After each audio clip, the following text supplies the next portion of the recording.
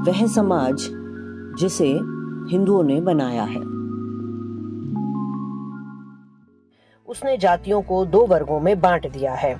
एक वर्ग वह है जो शूद्रों के विशाल वर्ग से जन्मा है और दूसरा वर्ग वह है जो ब्राह्मणों, क्षत्रियों तथा वैश्यों के 3 वर्गों से पैदा हुआ है। वर्ग भेद की यही परतें उच्च जाति और निम्न जाति कही जाती हैं और जो उच्च वर्ण की जाति तथा निम्न वर्ण की जाति के क्रमशः लघु रूप हैं।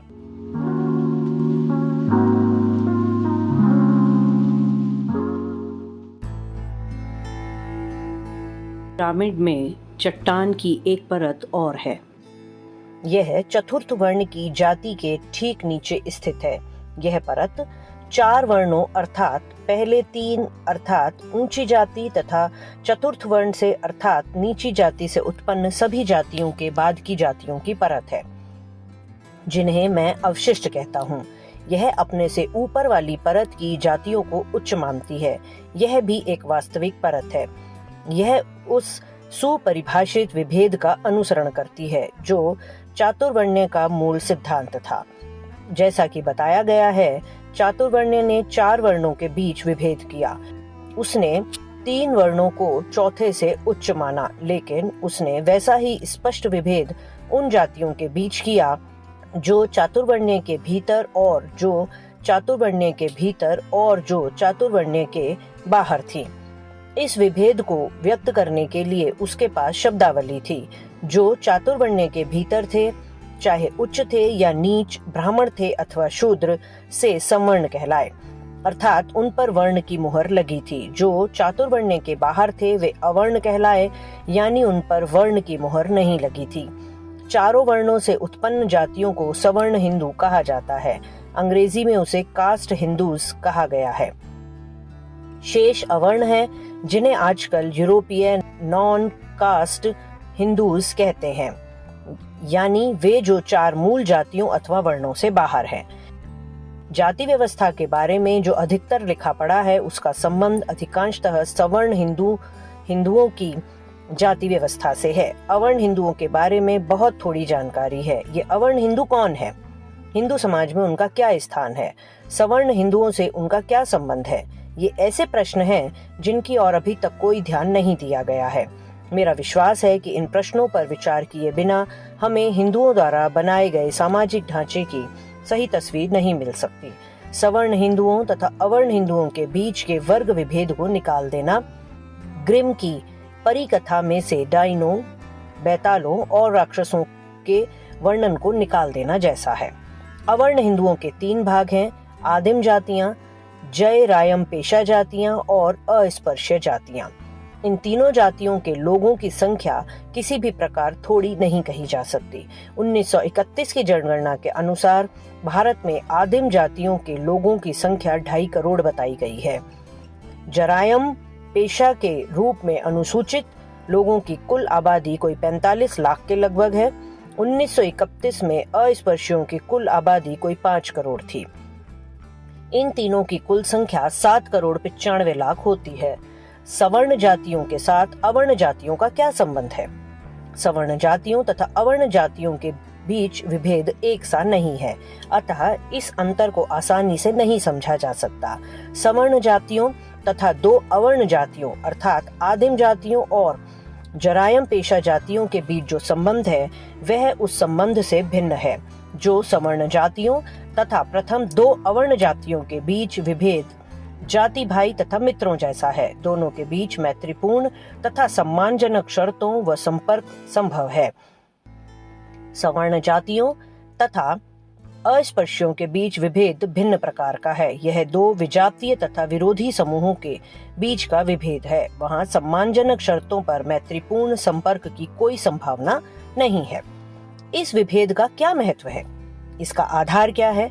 भले ही विभेद निश्चित है, पर इसके आधार की व्याख्या नहीं की गई है। लेकिन ऐसा लगता है कि विभेद का आधार वैसा ही है जैसा कि द्विजों तथा शूद्रों के बीच का है। शूद्रों की भांति अवर्ण जातियां भी द्विज वर्ग में नहीं आती। वे द्विज नहीं होते और उन्हें यज्ञोपवीत धारण करने का कोई अधिकार नहीं है। इससे भी 2 तथ्य उभर कर सामने आते हैं जिनकी प्राय अनदेखी कर दी जाती है। पहला तथ्य यह है कि सवर्ण शाखा की शूद्र जातियों तथा अवर्ण शाखा की आदिम तथा जरायम पेशा जातियों के बीच अंतर बहुत मामूली सा है। दोनों ही अस्पृश्य हैं और दोनों ही द्विज वर्ग में नहीं आती।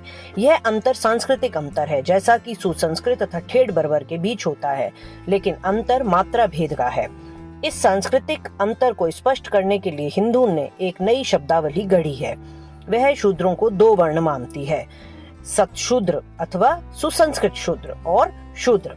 उसने शूद्रों के बीच वर्ग को सतशूद्र अथवा सुसंस्कृत शूद्र कहा और आदिम जाति सहित उन लोगों के लिए शूद्र शब्द का प्रयोग किया जो हिंदू सभ्यता की परिधि में आ गए थे। नई शब्दावली का आशय यह नहीं है कि शूद्रों के अधिकारों तथा कर्तव्यों में कोई अंतर है। विभेद केवल इतना सा है कि कुछ शूद्र द्विजों के साथ सहजीवन के लिए उपयुक्त हैं और कुछ कम उपयुक्त हैं। अवर्ण जातियों का आपस में क्या संबंध है? क्या वे केवल जातियों के समूह हैं या उनके बीच कोई वर्ग विभेद है? निश्चय ही वे केवल जातियों के समूह हैं। निश्चय ही अवर्ण जातियों के इस समूह में वर्ग विभेद है, पर इस बारे में कुछ संशय हो सकता है कि आदिम जातियों तथा जरायम पेशा जातियों के बीच कोई वर्ग विभेद है या नहीं। संभवतः यह अंतर अत्यंत क्षीण है, लेकिन इसमें कोई संदेह नहीं कि आदिम जातियों व जरायम पेशा जातियों और अस्पृश्यों के बीच स्पष्ट और व्यापक वर्ग विभेद है। प्रथम दो के मन में यह अति स्पष्ट धारणा है कि अवर्ण जातियों के इस समूह में उच्च जातियां हैं और अस्पृश्य निम्न स्तर की जातियां हैं। अब तक की चर्चा से पता चलता है कि हिंदू समाज संगठन की तीन विशिष्टताएं हैं: जाति, जातियों का क्रम और जाति व्यवस्था को भेदती हुई वर्ग व्यवस्था। इसमें संदेह नहीं कि यह ढांचा बड़ा ही जटिल है, जो इसके ताने बाने का अंग ना हो। इसके लिए अपने मन में इस बारे में सही तस्वीर बना लेना शायद कठिन हो। संभव है कि इसे एक डायग्राम की सहायता से समझा जा सके। मैं नीचे एक ऐसा ही डायग्राम दे रहा हूँ जो मेरे विचार में हिंदुओं के इस सामाजिक ढांचे की कुछ झलक दे सकता है। क ग ण छ। सवर्ण हिंदू, सवर्ण हिंदू, सवर्ण हिंदू, सवर्ण जातियां, सवर्ण जातियां, सवर्ण जातियां। प्रथम वर्ग, द्वितीय वर्ग, तृतीय वर्ग, चतुर्थ वर्ग। उच्च जाति के निम्न जाति, आदिम जाति, अस्पृश्य।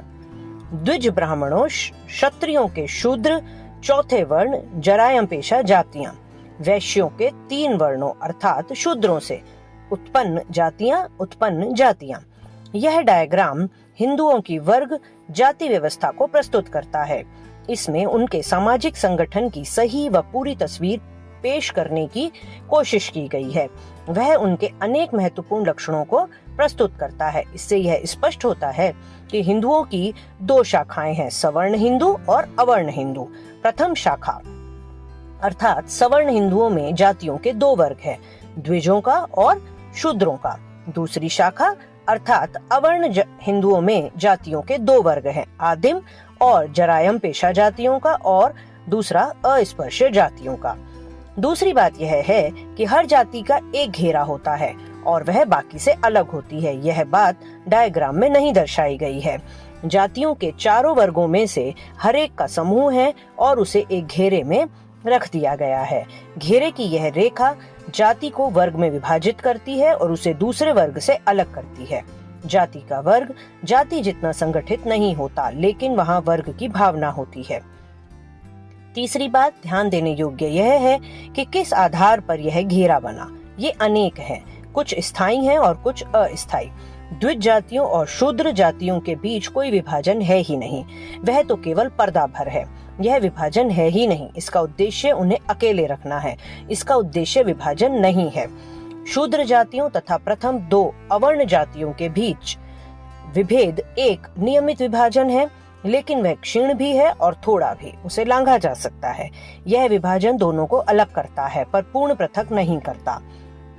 लेकिन इन तीन वर्गों और अस्पृश्यों के बीच विभाजन वास्तविक विभाजन है और उसे हटाया नहीं जा सकता। वह कंटीले तार की बाड़ जैसा है और उसका उद्देश्य होता है स्पष्ट लगाव करना। इसी बात को एक विभिन्न प्रकार से व्यक्त किया जा सकता है कि प्रथम तीन घेरे इस प्रकार रखे जाएं कि वे एक दूसरे के भीतर हैं। द्विजों तथा शूद्र जातियों के बीच पहले विभाजन को हटाया जा सकता है और वे दोनों अलग अलग घेरों की बजाय एक घेरे में रखे जा सकते हैं।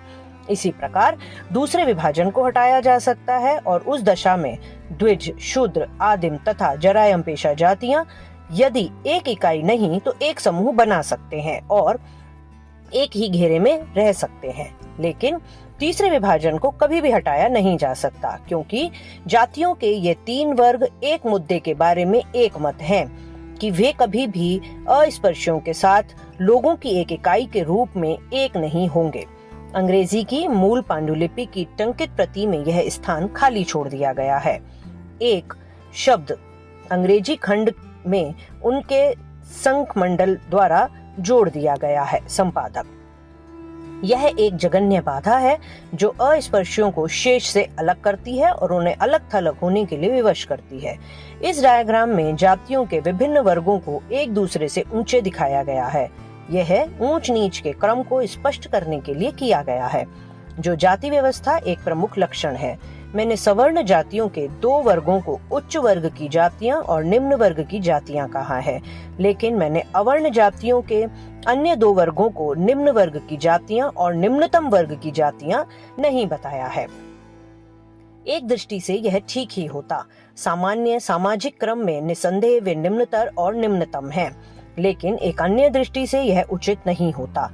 उच्च, निम्न, निम्नतर और निम्नतम की शब्दावली से यह ध्वनित होता है कि वे एक पूरी इकाई के अंग हैं, लेकिन क्या अवर्ण जातियां और सवर्ण जातियां एक पूरी इकाई की अंग हैं? वे नहीं है। जब वर्तमान जाति व्यवस्था की जननी वर्ण व्यवस्था की योजना तैयार की गई तो आदिम और जरायम जातियां विचाराधीन नहीं थी। अतः वर्ण व्यवस्था के नियमों में उनके दर्जे और स्थान के बारे में कुछ भी नहीं कहा गया, लेकिन अस्पृश्यों के बारे में स्थिति ऐसी नहीं है। वे वर्ण व्यवस्था के समय विचाराधीन थे। अस्पृश्यों के बारे में वर्ण व्यवस्था के नियम अत्यंत स्पष्ट और अत्यंत सटीक हैं। हिंदू विधान के निर्माता मनु ने अपने नियम में कहा है कि वर्ण केवल 4 हैं और 5वां वर्ण नहीं होगा। जो सुधारक श्री गांधी के अस्पृश्यता निवारण आंदोलन में उनके समर्थक हैं, वे मनु की व्यवस्था को एक नया अर्थ देने का प्रयास कर रहे हैं। वे कहते हैं कि मनु को गलत समझा गया है। मनु के अनुसार कोई 5वां वर्ण नहीं है और इसलिए उनका मंतव्य अस्पृश्यों अर्थात शूद्रों को चौथे वर्ण में शामिल कर लेना था, लेकिन यह तो स्पष्टतः उल्टी व्याख्या है। मनु का जो आशय था वह यह था कि मूलतः 4 वर्ण हैं और वे 4 ही रहने चाहिए। वह अस्पृश्यों को उस भवन में प्रवेश दिलाने को तैयार नहीं थे जिसे प्राचीन हिंदुओं ने वर्ण व्यवस्था में विस्तार कर उसे 5 वर्णों के लिए बनाया था। जब उन्होंने यह कहा था कि 5वां वर्ण नहीं होगा, तब उनका यही आशय था। अस्पृश्यों को उन्होंने जो नाम दिया उससे यह स्पष्ट हो जाता है कि वह यही चाहते थे कि अस्पृश्य हिंदू समाज व्यवस्था से बाहर ही रहें। उन्हें वर्ण बाह्य, वर्ण व्यवस्था से बाहर के लोग कहा गया है। आदिम व जरायम पेशा जातियों और अस्पृश्यों के बीच यही विभेद है। आदिम व जरायम पेश जातियों के विरुद्ध हिंदू समाज में प्रवेश के लिए कोई निश्चित वर्जना नहीं है। वे कालांतर में उसके सदस्य बन सकते हैं। फिलहाल वे हिंदू समाज से जुड़े हैं और उसके बाद वे उसमें घुल मिल कर सकते हैं तथा उसका अंग बन सकते हैं, लेकिन अस्पृश्यों की स्थिति अलग है। हिंदू समाज में उनके विरुद्ध निश्चित वर्जना है, उसमें सुधार की कोई गुंजाइश नहीं है। उन्हें अलग थलग ही रखना होगा और वे हिंदू समाज का अंग नहीं बन सकते। अस्पृश्य हिंदू समाज के अंग नहीं है और यदि वे कुछ हैं तो वे उसके अंग मात्र हैं। हिंदुओं और अस्पृश्यों के बीच क्या संबंध है? इसकी सटीक व्याख्या बंबई के एक सम्मेलन में सनातनी हिंदुओं के नेता एनापुरे शास्त्री ने की है। उन्होंने कहा है कि हिंदुओं के साथ अस्पृश्यों का संबंध तो वैसा ही है जैसा किसी मनुष्य का उसके जूतों के साथ होता है। आदमी जूते पहनता है, इस दृष्टि से वह मनुष्य के साथ है और कहा जा सकता है कि वह मनुष्य के हैं, लेकिन वह शरीर का अंग नहीं है, क्योंकि जिन दो चीजों को किसी इकाई से अलग कर दिया जा सकता है उन्हें उस इकाई का अंग नहीं कहा जा सकता। जो कुछ भी हो, यह उपमा है बड़ी सटीक।